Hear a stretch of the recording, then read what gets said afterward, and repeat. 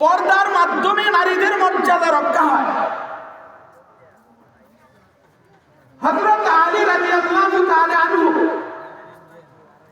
যিনি ইসলামের চতুর্থ খলিফা, যিনি দুনিয়াতে জান্নাতের সার্টিফিকেট পেয়েছেন এবং নবীজির মেয়ের জামাতা হাসান হুসাইনের আব্বা হযরত আলী এবং ফাতেমা দুজন একদিন নবীজির দরবারে হাজির হলেন।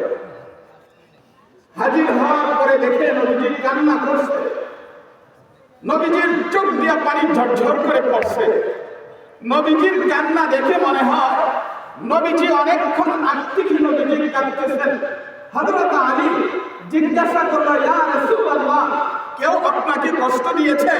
কেউ আপনার উপরে আঘাত করেছে? হযরত ফাতেমা বলে, ইয়া আব্বাজান, কেউ আপনাকে কষ্ট দিয়েছে? আপনার কি স্বাস্থ্য খারাপ?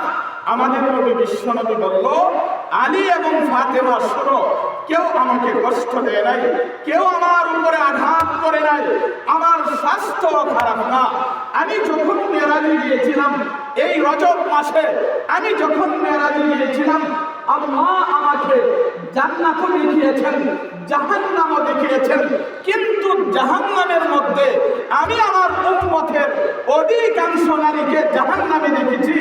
বিভিন্ন পদ্ধতিতে তাদেরকে শাস্তি দিতে দেখেছি। তাদের শাস্তির কথা স্মরণ করে আমি কান্না করছি।